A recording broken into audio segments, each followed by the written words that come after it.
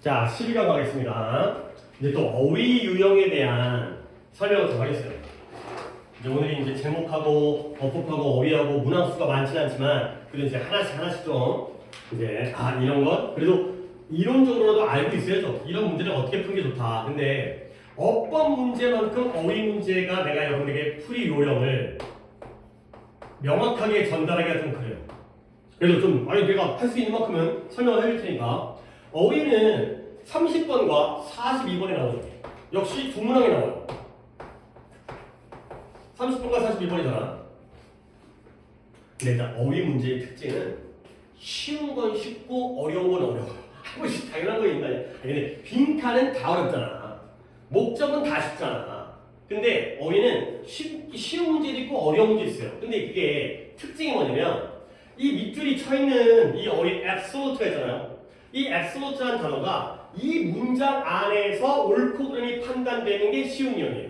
그러니까 아예 이 자체에서 말이 안 돼. 이 문장만 했을 때도 말이 안 돼. 그럴 때는 당연히 쉽게 고를 수 있거든. 딴 걸 안 봐도 말이 안 돼. 끝나는 거죠. 근데 이 밑줄 친 부분의 근거가 이 문장 안에 있는 게 아니라 문장의 바깥에 있을 때. 그러니까 이 이유를 위에서 찾거나 근데 그나마 그럴 수 있거든. 아래에서 뒤에서 거꾸로 찾을 때가 있어요. 그러니까 당장은 얘가 맞는 스킬인지 몰라. 근데 뒤를 읽어봐야지 얘가 옳고 그름을 판단해. 그럴 때가 어려운 거야. 그러니까 어휘는 어떨 때는 굉장히 난이도가 특징이에요. 난이도가 어떨 때는 굉장히 쉬워요. 왜냐면 문장 내에서 힌트를 찾을 수가 있어요.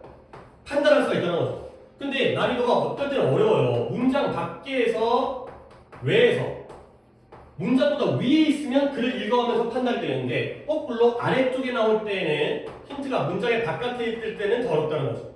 그러니까 이제 어휘가 애들한테 좀 걸림돌이 뭐냐면 어휘 이렇게 어렵지? 틀렸어요? 근데 다음번에 쉽게 나오면 또 맞아요. 그럼 뭐야?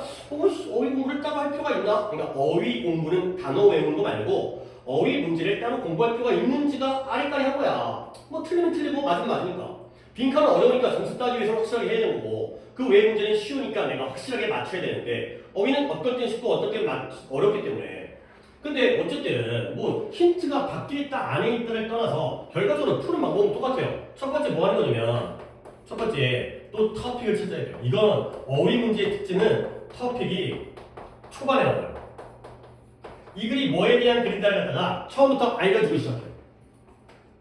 그러니까 처음에 도입 부분에서 이게 약간 변죽을 긋는다고 딴 얘기를 갖다가 하다가 들어오는 게 아니라 처음부터 이 글은 이거에 대한 글이다. 이 지문에서의 어휘 문제에서의 핵심적인 키워드 토픽이 처음에 딱 나와요. 그리고 그거에 대해서 우리가 생각을 하는 거고요. 그리고 거기에 대한 글의 맥락을 파악하셔야 돼요. 나 이게 솔직히 나 개인적으로 되게 싫은 말이거든요. 글의 맥락을 파악해. 말이 졸라 좋은 말이죠. 야, 글의 맥락을 파악해야지. 좋은 말이잖아요. 근데 그게 어쩔? 이런 거죠. 글의 맥락을 파악하는 게 어쩌라는 거야? 이 토픽에 대한 방향성을 갖다가 확인하는 거예요. 이 토픽에 대해서 우리가 주제출을 하는 것과 마찬가지로 플러스인지 마이너스인지를 찾으셔야 돼요. 그래서 어휘가 이 글에 대해서 이 토픽에 대해서 플러스의 글인데 밑줄이 마이너스에 쳐 있어. 그러면 틀린 거고요. 마이너스인데 플러스에 쳐 있어. 그러니까 글은 마이너스인데 어휘가 플러스야. 그러면 그런 것들이 답이 된다는 거예요. 그러니까 맥락 파악이라는 것 자체가 좀 뜬구름 잡고 추상적이고 알 듯 모를 듯 뭔 말인지 잘 모르겠죠. 하지만 이 토픽이 이 글에서 플러스로 가는지 마이너스로 가는지를 갖다가 염두에 두면서 글을 읽으셔야 돼요. 어법에 비해서는 조금 추상적이죠. 내 말 자체가. 그래서 어떻게 하는 거지? 그리고 이제 조금 그래도 구체적인 방법을 보여드리면 3번. 이게 왠지 답일 것 같아. 그랬을 때 이게 왠지 글의 방향성과 안 맞아. 그랬을 때 마지막으로 확인하는 방법인데 이건 좀 구체적이에요. 어떻게 한다? 바니어로 확인하셔야 돼요. 바니어를 체크하셔야 돼요. 어휘에서의 정답은 그러니까 틀린 단어잖아. 무조건 그 자리에 반대말이 들어가야지 말이 돼요. 그러니까 이 플러스인데 마이너스로 되어 있거나 마이너스인데 플러스 되어 있거나 이 반대말을 집어넣으시는 거예요. 이게 어휘 풀 때의 가장 확실한 방법이에요. 자, 그나마 3번이 그나마 우리가 써먹을 수 있는 조금은 구체적인 요령이 되겠습니다. 옛날에는 어휘가 이런 식으로 출제가 있어요. 박스 문제라고 A, B, C 해가지고 A 둘 중에 하나, B 둘 중에 하나, C 둘 중에 하나 고르는 건데 그때는 혼동 어휘가 나오기도 했어요. 비슷한 표현의 단어인데 이 자리에는 이 단어 뜻과 이 단어 뜻 중에 뭐가 더 어울리니? 근데 지금은 이 박스 문제가 없죠. 다 밑줄 문제죠. 밑줄 문제에서는 얘의 반대말이 답인지를 갖다 확인하시는 거야. 그러니까 예를 들어서 absolute 절대적인입니다. 절대적인의 반대말은 뭐예요? 상대적인 relative가 답이 아닌가. 그 다음에 여기 justify 정당화하다 또는 뭐 입증하다, 증명하다 이런 느낌도 되거든. 확인하다. 그럼 뭐예요? 부정한다라는 거. 아니면 이제 뭔가 무시한다라는 거. 그러면 keep은 유지하는 거지 반대는 그만두는 거고요. concer는 관심이죠. 그러면 뭔가 관심, 관련 또는 이제 걱정이죠. 그럼 뭐예요? 무관심. 이런 것들이 답인지를 갖다가 확인하는 거예요. 키워드를 찾고 거기에 대한 방향성 플러스 마이너스를 갖다가 생각하면서 읽다가 왠지 찝찝하면 이 자리에 반대말이 들어갔을 때 되는 게 아닌가 이런 것도 생각하는 거죠. 자, 게이트웨이부터 시작할 건데 오답도 한번 확인할까요? 12강에서 1번, 3번 2번, 3번 2번. 그러니까 1, 2, 3 정도 보면 되고요. 게이트웨이는 또 역시 안 틀렸으니까. 자, 그래도 게이트웨이는 작년 수능이기 때문에 봐야 돼요. Situational Ethics예요. 키워드가 나왔어요. 상황적 윤리예요. 그게 뭐예요? 아니 이제 알아가야죠.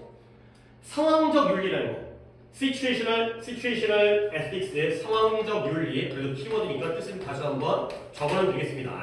상황적 윤리라는 건 윤리 이론입니다. 근데 어떤 윤리 이론이냐면 그러니까 어휘는 어법과 달리 다 읽어야 돼. 글을 갖다가 오히려 주제 추론보다도 더 자세히 읽어야 돼요. 주제 추론은 주제가 나오면 거기서부터 글을 갖다가 확인하는 식으로 그냥 이해시니까 쑥쑥쑥 가면 되는 거 아니야. 근데 어휘는 거의 같은 집중력을 가지고 쭉 읽어야 되기 때문에 그래서 좀 어려운 것 같아요. 뭐 물론 쉽게 풀리면 그냥 그것만 한 다음에 답을 갖다 딱 고르게 되면 그 뒤에는 그냥 대충 읽어도 되긴 하지만 전체적으로 각각의 맥락에서의 이 단어들이 5개의 단어가 어떻게 쓰였는지를 봐야 되기 때문에 조금은 집중력을 갖다가 잘 유지해갖고 끝까지 쫙 읽어줘야 되기 때문에 그게 좀 약간 까다로움이 되는 거죠. 그게 또 이제 두 문항이나 나오니까 장문에서까지 나와버리기 때문에. 자, 그러면 상황적 윤리는 건 윤리 이론인데요. 고려해요. take into account. 뭘 고려한다? 어떤 상황의 맥락을 갖다가 고려하고요. 행동의 그런 맥락을 고려하는 건데, 근데 언제냐면 when judging 판단할 때, 그것이 윤리적인지 아닌지를 판단할 때, 윤리적인지 아닌지를 판단할 때 주변 상황을 고려하는 게 바로 상황적 윤리가 되겠어요. 그러면 이 이론, 상황적 윤리라는 이론의 지지자들은 기꺼이 의지적으로 허락해요. 뭘 허락하냐면 casting aside, 버리다예요. 버리다. 없애버린다. 버리다. 뭘 버리는 거냐면 절대적인 도덕적 기준을 버리는 걸 허락한다는 거예요. 얘들아, 상황적 윤리라는 건 상황을 고려해가지고 어떤 행동이 옳은지 윤리적인지 아닌지를 whether 아닌지를 갖다가 판단하는 거거든. 그러면 결국 절대적 기준이 있다는 거야 없다는 거야? 없다는 거야. 상황에 따라 다르다는 거죠. 오케이? 예를 들어서 사람을 갖다가 밀어 넘어뜨리는 거는 좋은 행동이야 나쁜 행동이야? 나쁜 행동이거든. 근데 예를 들어서 자동차가 얘한테 돌진을 하려고 해. 그랬을 때 얘를 갖다 밀어서 내가 죽겠네. 민다라는 건 그때의 상황에서는 옳은 행동이야 잘못된 행동이야? 옳은 행동이라는 거야. 알겠어요? 그게 바로 상황적 윤리인 거야. 주변 상황에 따라서 얘를 밀어 잡아뜨리는 게 나쁜 행동이지만 어떨 때는 좋은 행동일 수 있기 때문에 절대적인 게 아니라 상대적인 거죠. 절대적인 걸 버리기 때문에 맞다라는 거야. 그러면 보편적인 기준, 보편적 기준이 절대적 기준이거든요. 그게 없어요. 힌트가 있네요. 상황 절대적인 기준을 갖다가 없애니까 보편적인 기준이 없는 상태에서 또는 법률이 없는 상태에서 중요한 것은 뭐다? 결과나 결론이다. 어떤 결과가 있었는지.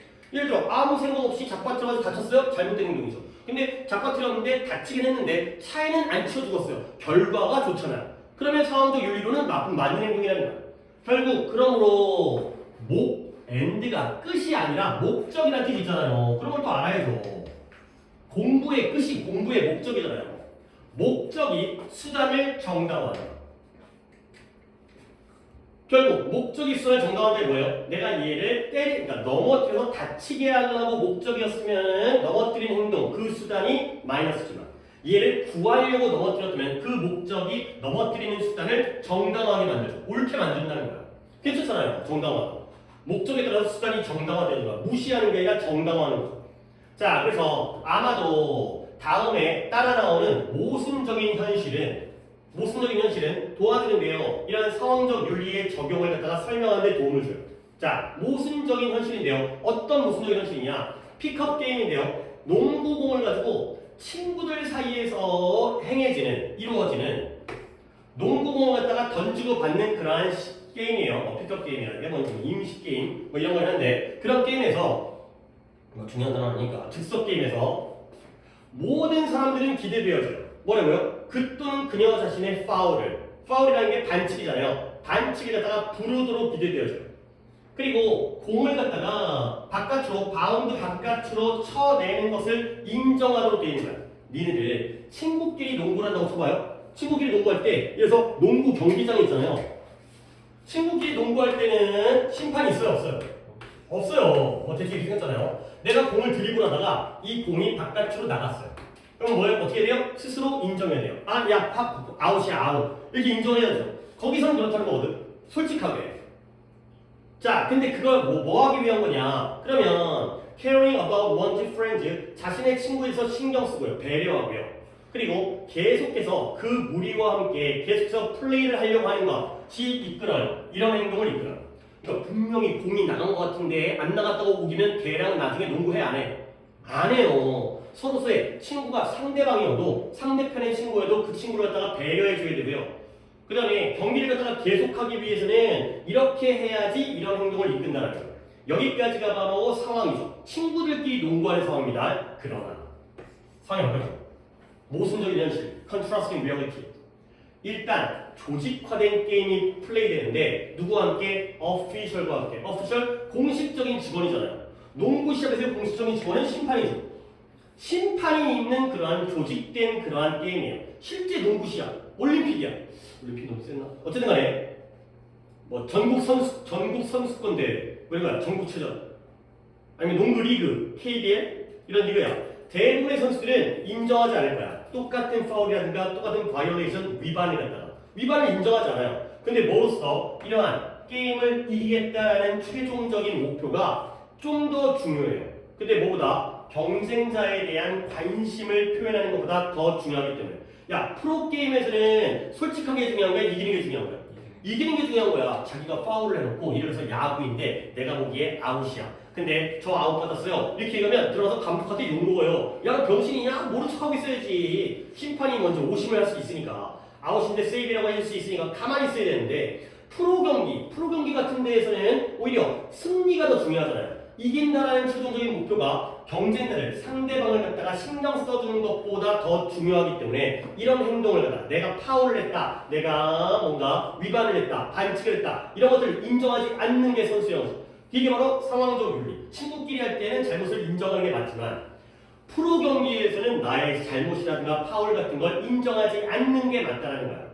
오케이? 결국 남에 대한 배려, 남에 대한 관심, 경쟁자에 대한 관심이 되는 거죠. 여기까지 계속 맞는 거죠. 경기를 갖다가 하려면, 친구랑 경기하려면 이런 것들을 인정을 해야 된다는 거야. 그러나 바뀌었을 때는 그게 아니라는 거죠. 상황적 윤리에 대한 지금 방향성을 계속 보고 있는 거야. 상황적 윤리라는 건 이런 상황과 이런 상황에서 적용이 달라진다는 거죠. 자, 5번까지 볼까요? 물론 또 게이트웨이는 다 맞긴 했지만 이러한 상황적 윤리가 어디까지 연장되어지냐면 많은 선수들과 코치들까지 연장되어지거든요. 근데 걔네가 뭐 하려고 mean trying to get away with 제거하는 거예요. 제거하는 거죠. 제거하는 거. get away가 없애고 제거하는 거야. 얘네들이 이 경기장에서 또는 코트도 경기장에서 농구 코트 가능한 한 많은 행동을 제거하려고 노력을 해요. 근데 그 목적이 뭐다? 이 선수와 코치들이 이러한 인정하는 행동들, 내 파울을 인정하지 않는 것, 경쟁적인 이익을 버리기 위해서이다. 경쟁적인 이익을 버린다는 건 이기는 거야, 지는 거야? 지는 거죠. 지기 위해서 하는 게 아니라 얘네들 뭐 하기 위해서 해요? 이기기 위해서 하죠. 어간들이 틀린 거예요. 버리다가 아니라 버리다의 반대는 뭘까요? 버리다가 반대? 그쵸? 얻다예요. 얻다. 경쟁적 이익을 얻기 위해서는. 그리고 여기서 답을 갖다가 오른쪽에 해설이 나와 있죠. 이게 뭐야? 첫 문장이 있고 그래 핵심이요. 그래 이건 맞아요. 처음에 시츄에이셔널 에틱스를 갖다가 파악을 한 다음에 거기에 대한 플러스 마이너스를 갖다가 생각하고요. 그런 다음에 거기에서 바니어를 집어넣었어요. 바니어가 개인이에요. 경쟁적인 이익을 얻기 위해서 많은 행동들을 제거하죠. 자기의 실수와 잘못을 인정하지 않는다는 거야. 이기려고. 애슬릿과 코치니까요. 조직화된 상황이죠. 상황에 따라서. 이렇게 문제를 푼다는 거죠. 그러니까 어법만큼은 구체적이지 않아요. 푸는 방법이. 그렇지만 그래도 이렇게 바니어 체크하는 방법 정도는 내가 알려드렸으니까 문장 내에서 찾으려고 하고 문장 밖에도 있기도 하고 거기에 대한 흐름과 방향성을 보는 겁니다. 자 그러면 아까 1, 2, 3번이었죠. 1번 오답자가 누구였어요? 한 분. 1번이 한 분. 자, 또 이제 같은 식으로 합니다. moral outrage. outrage가 분노, 경노, 분노예요, 분노. 격분. 이게 키워드예요. 도덕적 분노. 도덕적 분노는 또 뭘까? 도덕적으로 화가 나는 건가? 또 찾아가 봐야지. 도덕적 분노가 뭐인지에 대해서 이 글이 어떻게 설명하는지 봐야 되는 거야. 도덕적 분노라는 건 심리적인 도구예요. 어떤 도구냐? 사람들에게 동기부여를 해줘요. 근데 뭐냐? wrong towards. 잘못된 일을 한 사람을 처벌하도록 한다는 거야. 근데 오늘 아까 at the expense of가 계속 2번 나왔지? at the expense of가 뭔 뜻이에요? 무엇을? 아까 오늘 했습니다. 무엇을 대가로. 무엇을 희생하여. at the cost of도 똑같아요. 또는 risk at the cost of는 아니구나. 심지어 뭐 어떤 대가와 위험이면 그들 자신에 대한 위험과 대가에도 불구하고 그들 자신에 대한 위험과 대가에도 불구하고 잘못 행동을 한 사람, 뭔가 법률을 위반하거나 잘못된 일을 한 사람에게 처벌을 하도록 동기부여하는 그게 바로 도덕적 분노가 되겠습니다. 자기 자신에 대한 대가와 위험에도 불구하고 이 시를 갖다 뭘 등겨줄까? 내가 재작년 12월 며칠이었죠? 4일이었나? 우리나라 대통령이 비상기업을 갖다가 발표했죠. 오케이? 그랬을 때 시민들 중에서 나는 저게 있었지만 많은 사람들이 국회의사당 앞으로 뛰쳐나왔어요. 그렇지? 왜 그랬어요? 그런 어떤 부당한 뭐 이제 판정은 났으니까 이미 판결 났으니까 부당한 행동에 대해서 항거하기 위해서 대통령이 잘못된 행동을 했죠. 거기에 대해서 야 이건 계엄이 잘못된 거야 라고 했죠. 근데 갔다가 잘못해갖고 경찰이나 만약에 계엄이 잘 진행됐다면 경찰이나 군인에 의해서 잡혀가거나 때려맞거나 총 맞아가지고 죽을 수 있는 거잖아요. 내 자신의 위험이 있지만 이건 도덕적으로 잘못된 행동이야. 그러니까 우리에게 야 이 사람들한테 처벌을 해야 돼. 뭐 탄핵을 시켜야 돼. 이렇게 하는 게 바로 도덕적인 분노라는 거예요. 나한테 위험할지라도 내가 희생해서라도 좀 훌륭하신 분들 어찌 보면 그런 사람들이 더 훌륭한 사람이잖아요. 그러니까 우리가 그냥 너네들은 당연히 학생이니까 나같이 그냥 뉴스나 보고 앉아있고 이런 사람보다는 내가 피해를 입더라도 이런 게 바로 도덕적 분노라는 거야. 아까 상황적 윤리에 대해서 첫 문장에서 이게 이런 내용이구나. 그래서 이것은 하나의 커미트먼트, 내가 어휘 정리는 또 문법에서는 아예 안 했지만 헌신, 전념, 실천 뭐 약속이라는 뜻이고요. 이것은 실천 장치예요. 근데 어떤 실천 장치냐? 도덕적 분노라는 건 무언가는 무언가인데 사람들에게 처벌을 갖다가 가하도록 실천하는 거예요. 처벌을 갖다가 실천하도록. 근데 비록 뭐이지만 비록 누군가를 처벌하려고 노력하는 것이 뭐 할 수도 있지만 아까 뭐였죠? 나에게 대가와 위험이 있을 수 있으니까요. 플러스가 나올까요? 마이너스가 나올까요? 마이너스가 나오지만 데인저러스. 내가 위험해. 저 사람 욕하러 갔다가 내가 때려 맞을 수가 있잖아요. 먼저 꼭 계엄이 아니더라도 뭐 식당에서 깡패들이 뭐 식당 주인한테 막 돈을 뺏고 있어요. 그러지 마세요. 라고 얘기했다가 가만히 있어야죠. 어쨌든 그래서 우리는 부당한 피해를 갖다가 목격하게 되죠.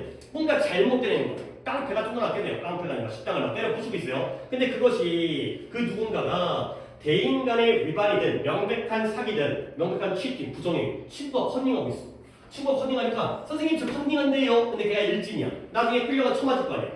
그런 부정한 해로움을 갖다 피해를 갖다가 목격하잖아요. 그럴 때 우리는 뭐 한다? 우리는 embodied 구체화된 신체적인 반응을 한대요. 신체적 반응? 우리는 화가 나고요. 혈압이 스파이크가 고조되어지고 스파이크가 원래 못이야 못. 뾰족하게 튀어나온 못. 그 축구화 아래에 스파이크 있는 거 알죠? 축구화. 그치? 그게 바로 못이잖아요. 못. 찡. 못. 그 혈압이 고조하고요. 심장박동이 빨라져요. 심장박동이 빨라지고 혈압이 올라가는 건 어떤 반응이죠? 신체적 반응이에요. 그러니까 근거가 뒤에 있어요. 그래서 막 열받아 막 분노하게 되면 혈압이 막 올라가. 저 새끼 나쁜 새끼는 가만히 있으면 막 울분이 막 끌어오르고 그런 거야. 우리는 이런 retribution 아래쪽에 나와 있는데 좀 몇 번 나오긴 나오더라고요. 응징, 처벌, 징벌. 응징에 대해서 목말라 하는 거야. 저 새끼를 응징해야지. 그게 되는 거죠. 그게 바로 우리의 도덕적인 분노가 된다는 거죠. 신체적으로도 막 반응이 나타나. 막 꼭지가 돌아. 막 혈압이 막 올라. 그러면 이 분노는 우리로 하여금 이끌어요. 뭐하도록 이끌면 우리 자신의 위험성, 우리 자신의 안전을 위태롭게 하는 거에 비이성, 불합리. 야, 우리가 우리 자신을 위태롭게 만드는 건 이성적인 행동이야, 비이성적인 행동이야? 비이성적인 행동이죠.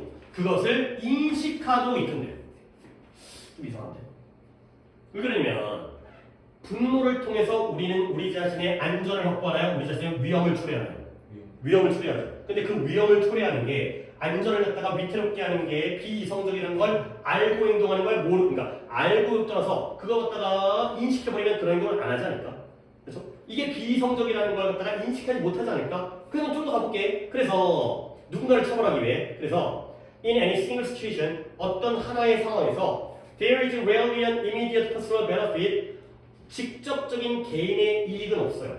근데 뭐하는데 이러한 처벌을 갖다가 가하는데 처벌을 갖다가 밑에 포도 아래쪽에 나와있죠. 처벌을 내리는 데에는 직접적인 개인적인 이익이 없어요. 그런데 종종 실제로는 위험이 있죠. 리스크가 있죠. 왜냐면 you are serving justice, 네가 정의를 갖다가 가하는데 누구에 대해서? 그 사람에 대항해서 저 나쁜 놈이죠. 그 나쁜 놈에 대해서 정의를 가할 때 그 사람이 너에게 이런 래시아웃을 너를 갖다 비난하거나 너에게 복수를 하기 쓰기 때문에 결국 그럼에도 불구하고 우리가 이러한 분노에 의한 행동을 한다는 건 우리가 우리의 안전에 위태롭게 한다는 비이성성을 갖다가 우리가 인정하는 거야, 모르는 거야. 모르기 때문에 우리가 이러한 행동을 한다는 거지. 지금 근거가 굉장히 뒤쪽에 나와요. 그러니까 이런 게 좀 어렵다는 거지. 피지컬은 그래도 바로 아래쪽에 있었지만 아직까지 좀 안 나왔어요. 뭔가 나에게 위태로워요. 근데 그럼에도 불구하고 넘어갈게요. 그러나 4번까지 4번 어디지? 아, 여기 있구나. 결국 이 사람에 대항해서 정의를 갖다가 행사하는 거죠. 정의를 행사하게 되면 그 사람이 나에게 비난하거나 복수를 할 수 있다는 거죠. 우리에게 그들에게 그 조폭에게 정의를 갖다가 행사할 때 그 사람이 우리에게 피해를 입힐 수도 있다는 거야. 저스티스 맞는 거죠. 우리가 그 사람한테 정의를 갖다가 행사하기 위해서 이러한 비난을 하는 거니까, 처벌을 하는 거니까. 자, 그러나 이러한 분노라는 강력한 감정이 우리를 이끌어요. 어떻게 이끌어요? 순간적으로. 여기 나왔네. 근거가 여기 있었네. 잊도록 이끌어요. 뭘 이끌어요? 이러한 불리한 평가를 잊어버리도록 이끌어요. 그리고 참여하는데 get involved in 어떤 상황에 우리가 더 좋은 상황이죠. 뭐에 따르면? 피해에 따르면.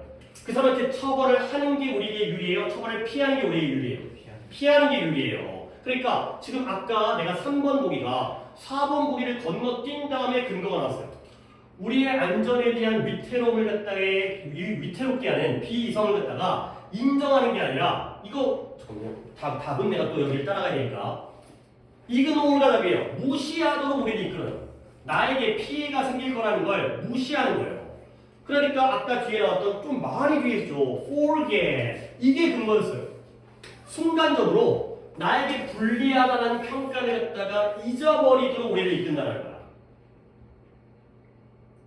결국 우리에게 피하면 오히려 더 좋아질, 밸런스라는 게 돈 많아지고 유리해지는 거잖아요.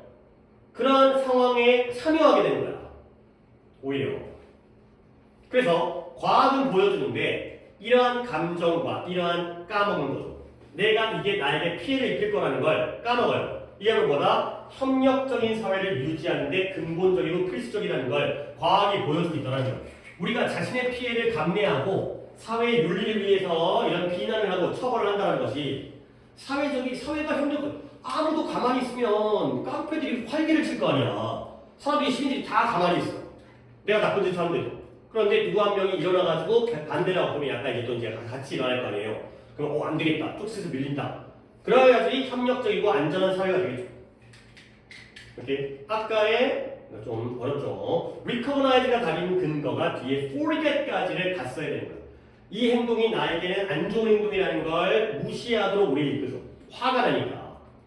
이 분노가 결국 moral outrage, 도덕적 분노는 이글에서 플러스예요, 마이너스예요? 플러스예요. 나에게 오히려 피해지나 약간 살신성이 나를 희생해가면서까지 사회를 갖다가 올바르게 유지시키는 하나의 수단이 되는 거예요. 이성적으로 보면 가만히 있어야 되는데, 그렇잖아. 우리 또 그렇게 배우잖아, 이제. 야야 뭐 이상한 놈이 있으면 야, 나서지 마. 가만히 있어. 안 그러면 유명하니까. 근데 그럼에도 불구하고 막 끌어오르는 분노 때문에 내 피해를 감내하면서 세상을 좀 더 올바르게 만들기 위한 거죠. 인식을 못하니까 무시하게 되니까 이 비이성성을 그러다 보니까 이런 처벌을 하게 되는 거죠. 그래서 어렵습니다. 좀 멀리 떨어져 있습니다. 네, 쉽지 않죠. 그렇죠? 이래서 어미가 어렵다는 거예요. 멀리 떨어져 있기 때문에. 근거. 다시 한번 반이어 체크하는 겁니다. 반이어 체크. 자, 2번 두 분이었던 것 같은데 누구랑 누구였더라요? 이렇게 두 분이었어요. 자, 볼게요. 왜 우리 인간은 counterproductive, counter라는 단어도 우리 많이 했죠. counter라는 게 맞상대하는 거잖아요. 뭔가 반대로 하는 거잖아. 서로 마주보면서. 그래서 이게 productive가 효과적인 거잖아요.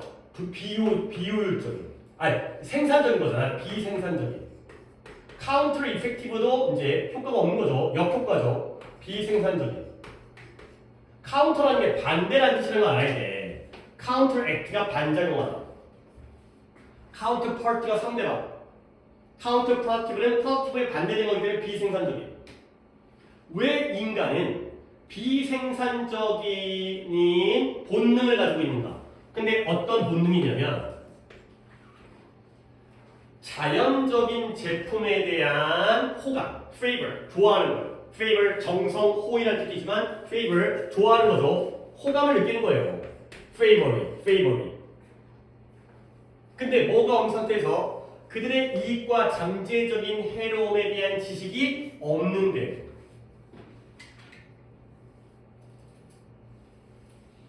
자, 예를 들어서 너네 그 식품이 천연식품이 있고 가공식품이 있으면 뭐가 더 우리 몸에 좋다고 생각해?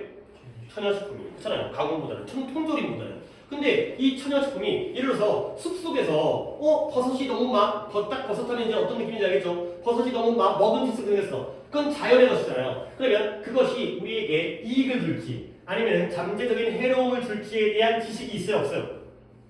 없어요. 우리가 뭐 버섯을 언제 봤다고. 그런데도 그러한 자연 버섯을 갖다가 호감을 느끼는 본능은 생산성인 거야? 비생산적인 거야? 먹고 죽으면 어떻게 할 거야? 근데 그걸 왜 가지고 있냐는 거지. 그러면 그 답은 아마도 우리 유전자일 거예요. 우리 종은, 인간 종은 대부분의 진화적 역사를 통하여 바로 묶어버리고요. 심하게 의지했어요.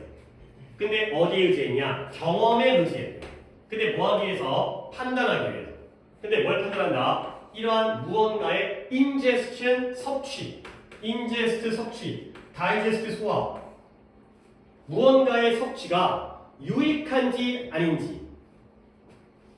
예를 들어서 영양적이라든가 아니면 약과 같다는 거지. 아니면 이거에 대항하여 against versus whether 그것이 위험한지 아닌지, 즉 독성이 있는지 이런 것들을 판단하기 위해서 뭐 했다? 경험에 의존했다는 거예요. 자, 우리가 진화적인 역사가 나왔죠? 진화를 통해서 어떻게 했다고요? 경험에 의존했다는 거죠. 그런 경험이 쌓여서 우리가 진화가 되어진 거야. 진화적 역사와 경험이 같은 개념이에요. 이건 같은 문장 안에 힌트가 있는 거야. 진화라는 건 우리가 쌓인 경험에 의존하면서 그렇게 진화되었죠. 그러면 처음 보자마자 먹는 게 아니라 야 이거 먹었더니 몸에 영양가가 많고 몸이 나았어. 그러면 이제 그 경험을 통해서 먹게 되는 거고요. 이게 야 이거 독 때문에 나 토했어. 똥 쌌니까 설사했어. 그러면 위험하다고 해가지고 그 경험을 통해서 이제 알아가게 되는 거죠.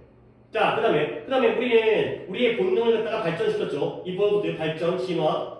뭐하도록? 식물을 피하도록. 근데 어떤 식물이에요? 당연히 우리를 아프게 만들었던, 이것도 힌트네. 우리를 아프게 만들었던 식물을 피하도록 본능을 발전시켰다는 건 우리를 아프게 만들었던 게 우리의 뭐예요? 우리의 경험이죠. 그렇죠? 우리를 아프게 만들었으니까. 그 다음에 뭘 선호해요? 우리를 갖다가 좋게 만들었었던 것들을 선호하도록 우리의 본능을 발전시켰어요. 아, 여기도 경험이라는 게 나와있네. 이볼루셔너리 히스토리에서도 당연히 경험이겠지만 우리를 아프게 만들었던 경험, 우리를 갖다가 좋게 만들었었던 경험을 통해서 이 식물을 갖다가 먹거나 피하도록 한 거죠.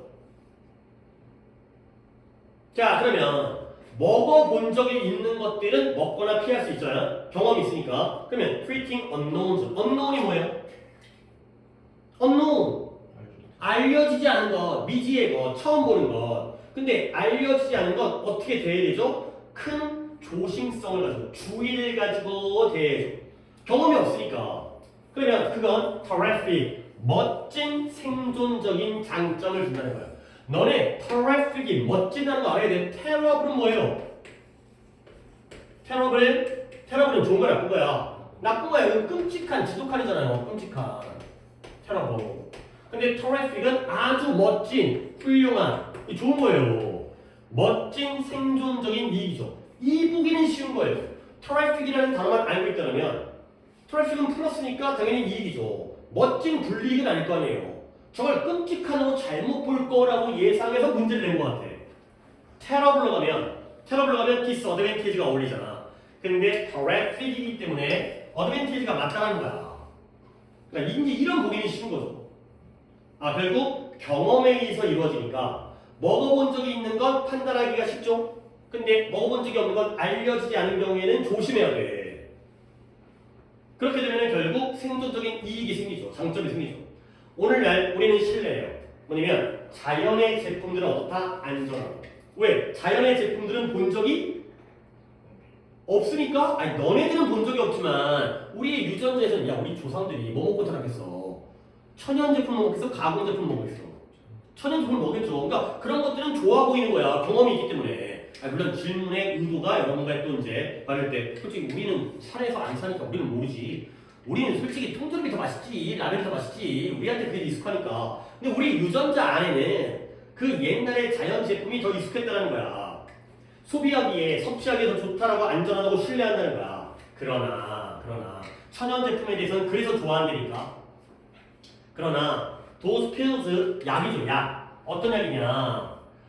pharmaceutical 제약적인 생산 라인에서 나온 약이잖아. 약은 제약적인 생산 라인에서 나오는 약은 천연 제품이에요, 아니에요? 아니잖아요. 천연 제품 아니잖아요. 약 제약회사에서 찍어낸 공장에서 찍어낸 거야. 그거는 nothing like 이렇게 보이지 않는다는 거야. 뭐처럼 우리의 본능이 우리에게 말해주죠. 뭐라고 말해줘요? 안전하다고 먹기에 안전하다고 말해주는 것과 같지가 않다는 거죠. 우리의 본능이 우리에게 안전하다고 말해주는 건 천연 제품이에요, 가공 제품이에요. 아니 계속 또 딴 데 가네. 찬이야, 지금 너 입장에 대해서 얘기하는 게 아니라 우리의 과거의 진화적인 역사를 통해서 한 번 더 가야 됩니다. 더 가야 돼요. 이제 이렇게 되면 한 번 더 가야 돼요. 근데 잠깐만요. 오답은 이렇게 했죠? 그렇죠? 찬이 맞았습니다. 맞았는데 이제 헛짓거리 지금 하고 있어가지고 지금 다시 가야 됩니다. 이제 오히려 틀린 사람이 중요한 게 아니라 찬이가 지금 글을 잘못 읽고 있으니까 다시 가면 됩니다. 우리는 천연 제품에 대해서 좋아하고 호감을 느끼는 비생산적인 본능을 가지고 있죠. 근데 왜 가지고 있냐는 거야. 그죠? 근데 우리는 이 천연 제품이 이익을 줄지, 우리에게 잠재적으로 해로움을 줄지에 대해서 지식이 있어, 없어? 없는데도 이걸 좋아한다는 거야. 이거 그렇잖아. 우리가 이게 먹어도 되는지 안 되는지 모르는데 왠지 천연이라고 하면 좋다고 생각하거든. 그래서 가공 제품, 참치 통조림이 더 맛있어. 근데 그건 엄마가 먹지 말라 그러잖아. 라면 먹지 말라 그러잖아.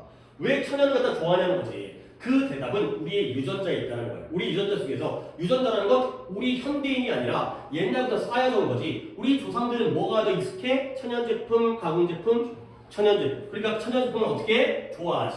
근데 그게 우리에게 남아있지. 그렇죠? 가공 제품은 처음 보는 거잖아. 그렇죠? 그러니까 거기에 대해서는 호감이 없어요.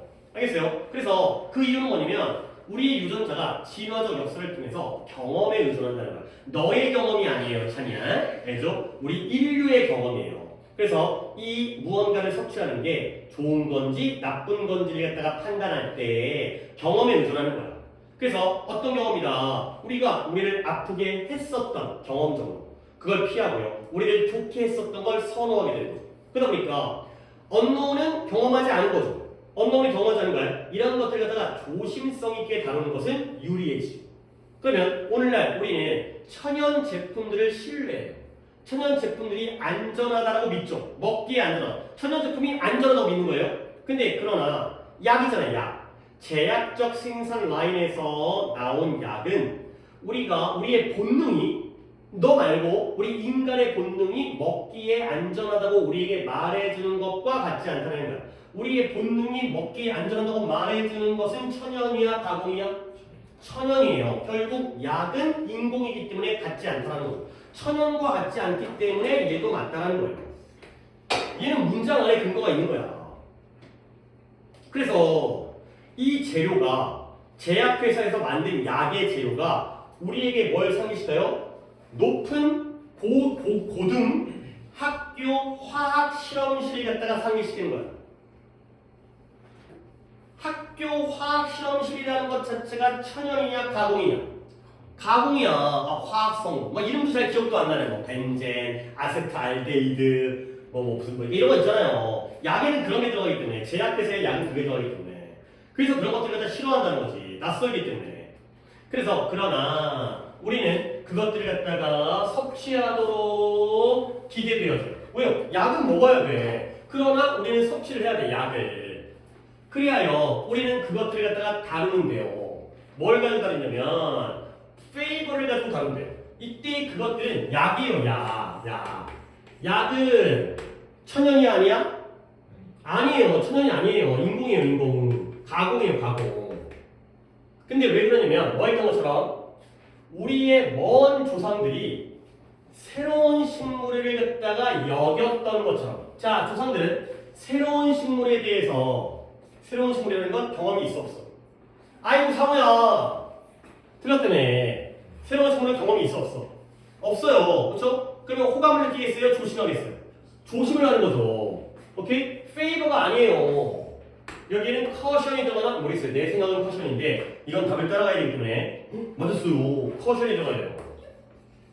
조심을 가지고서 다루게 되죠. 약 먹을 때 조심한다는 거야. 아, 하루에 3번, 19, 30분 너무 많이 먹으면 안 돼. 먹긴 먹어야 되는데 우리의 조상들이 처음 보는 식물의 경우에는 경험이 없기 때문에 조심했던 것처럼 아까 커션 나왔잖아요. 읽었다.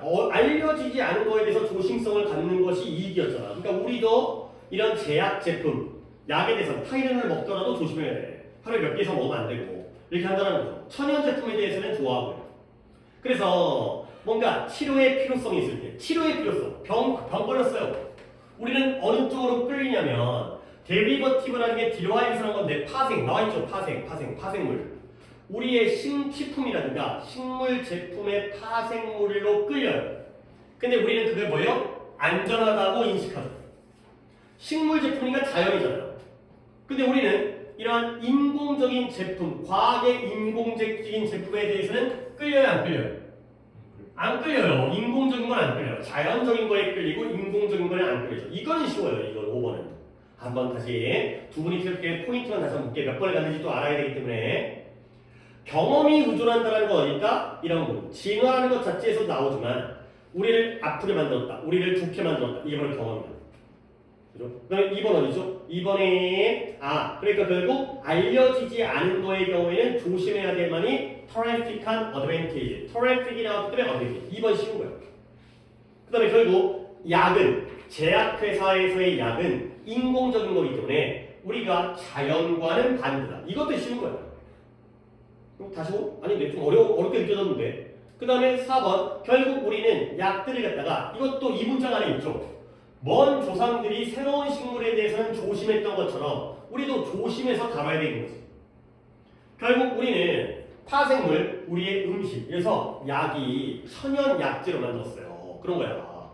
또는 식물에서 만들었어요. 그러면 우리는 그걸 좋아해요, 싫어해요? drawn 끌린다라고요. 그쪽으로 끌린다라고요. 좋아하는 거 싫어하는 거예요? 좋아하는 거예요. 그건 왜? 안전하다고 인식하기 때문에. 그러나 인공적인 과학의 생산품의 경우에는 좋아요, 안 좋아요? 안 좋아요. 인공적이니까 안 좋아하죠. 약간 좀 그리 어렵긴 어렵습니다. 근데 이제 답의 근거들은 근처에 있었죠. 익스피리언스 빼고는.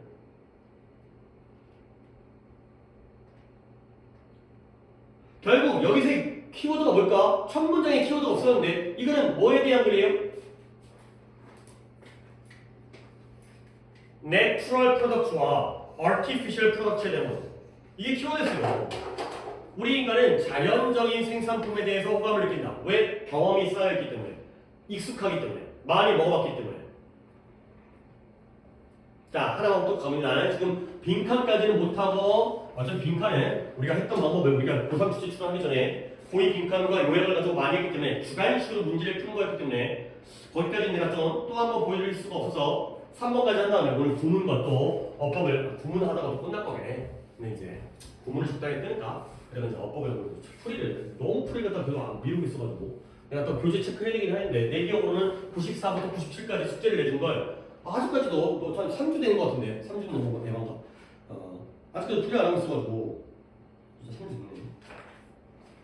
체크 안 했겠지. 내가 체크가 안 돼 있더라고요. 체크 안 하고 하더라고요. 자 3번이 한 분이었는데요. 아 2분이었네요. 3번 2분이었네요. 자 갈게요. 다이어트 보조제예요. 아 이건 처음에 나왔어요. 다이어트 서플리멘. 다이어트 보조제는 약이 아니에요. 그러니까 다이어트 보조제라는 건 식용 보조제. 그러니까 예를 들어서 너네 뭐 단백질 그거 있어요. 단백질 파우더 같은 거. 그 이제 그다음에 뭐 복합 비타민제 그런 거 있잖아요. 우리가 먹는 보조제 이런 거 있어요. 또는 뭐 홍삼 그런 거, 뭐 오메가 3 뭐 이런 거 있어요. 그렇지. 뭐 어른들 먹는 거 있어요. 나도 와이프가 나 먹으라고 하는데 안 먹으니까 이제 포기하고 주지도 않아요. 안 먹으니까. 근데 별로 안 먹어도 아직까지는 괜찮아서 별로 몸이 아플 때도 없고 괜찮아서 안 먹는데. 근데 그게 약이 아니야? 아니래요. 오케이? 일단 이게 터픽인데 일단 약과의 대조관계인 거 보세요. 약은 뭐 하도록 의도되어 있어요? 진단하고 치료하고 완화시키고 미티게이트 완화시키다. 그 다음에 또 치료하고 질병을 예방하는 거야. 약의 목적은 뭐야? 질병이죠. 오케이? 야 비타민제를 왜 먹어? 아파서 먹어? 아니잖아요. 그죠? 내가 안 걸렸을 때 비타민제를 먹어요? 아니잖아요. 이거는 이제 우리의 좀 더 건강을 더 좋게 하려는 거지. 약은 치료 목적인 거고요. 그 다음에 이런 건강 보조제 같은 건 좀 약간 예방 목적이에요. 내가 더 건강해갖고 미리미리 하는 거잖아. 약이 아니라는 거야. 그러면 마케팅하기 전에 약은 뭐 해야 돼요? 광범위한 연구, 효율성, 안전성, 다른 물질과의 상호작용, 복용량에 대한 광범위한 연구를 겪어요. 오케이? 그러면 우리는 뭘 읽고 있지? 보충제는 겪고 안 겪고? 안 겪겠지. 그렇죠?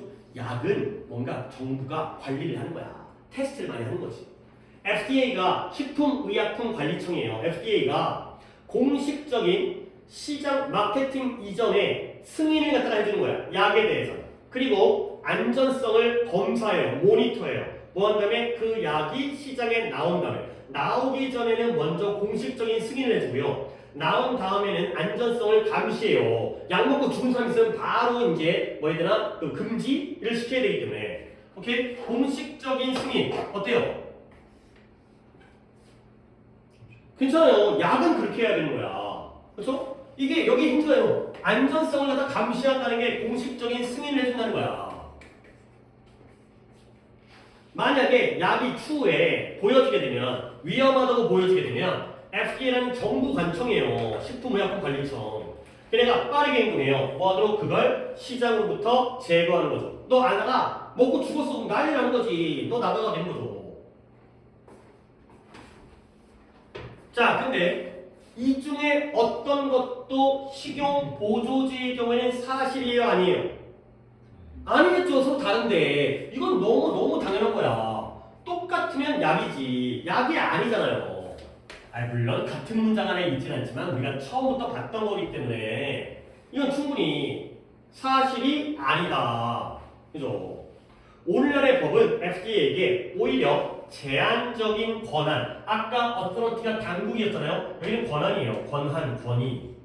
제한적인 권한만 줘요. 뭐냐면 보조제에 대해서. 아 그러네. 결국 FDA는 식용보조제와 드러그, 약품 중에서 뭘 더 강력한 권한을 가지고 있죠? 약에 대해서. 식품보조제에서는 제한적인 권한만 가지고 있는 거야. 잘 못 건드려. 비타민 뭘 건드려. 진짜 먹겠다는데. 이것이 뭘 만드냐면 정부가 안전하지 않은 보조제를 시장으로부터 제거하는 걸 가능하게 만들어줘요? 아니죠. 제한적인 권한을 가지고 있는데 아까 약의 경우에는 제거하는데 빠르게 행동할 수 있었죠. 약은 당장 나가 할 수 있어요. 근데 식품 보조제의 경우에는 시장으로부터 안전하지 않은 언세이프, 안전하지 않은 것을 다 제거하는 게 쉬워요, 어려워요? 어렵죠. 임파서블이에요. 임파서블이 있겠죠. 잠깐만요. 3번에 답을 안 적었네요. 그치? 답을 안 적었는데 impossible이에요. 힘들어요. 또는 difficult까지도 가능하겠어요. 어렵게 만드는 거야. 이거니까. 이건 충분히 처음부터 근거. 약과 보조제는 다르다. 그러면 약에 대한 설명은 누굴 위해서? 이번의 토픽은 보조제예요. 약은 뭐죠? 대조관계예요. 약은 이런데 보조제는 아니다라는 걸 얘기하기 위해서 지금 약이 나온 거잖아. 그러면 결국 FDA는 안전성과 효율성, 보조제의 안전성과 효율성을 갖다가 평가해야 안 해요?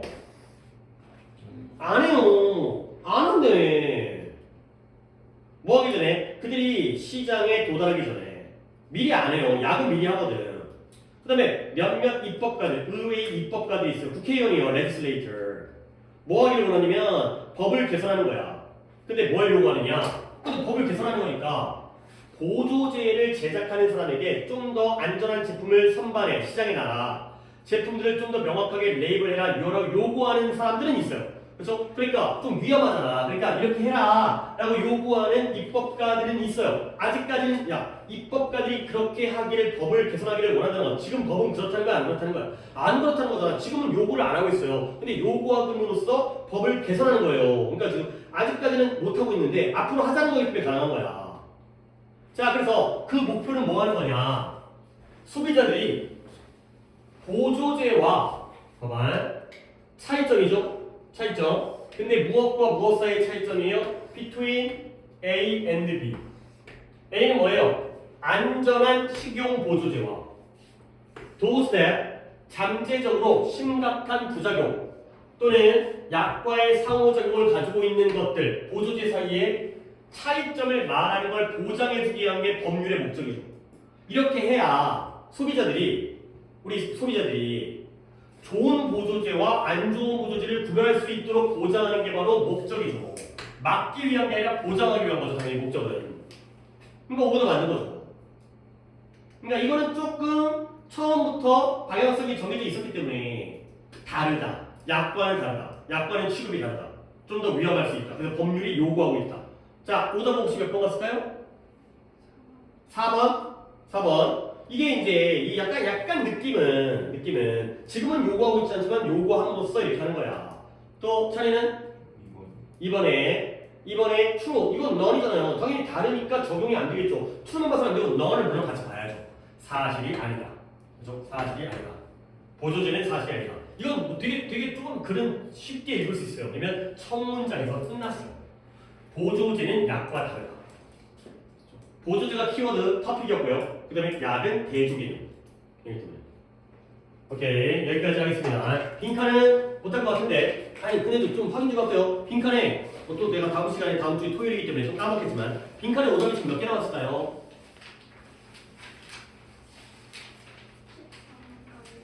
합쳐져요. 네. 2개요. 2개요. 3개요. 오케이. 빈칸 수는 그렇게 많지는 않으니까 충분히 그 정도는 또 빈칸에 투자를 해야 되니까 다음 시간에 하도록 하겠습니다. 게이트웨이 정도는 효과했는데 그러다 보면 또 구문이랑 어법이 너무 또 망가지니까 여기까지 끊겠어요. 그래서 오늘 유형 3개는 봤으니까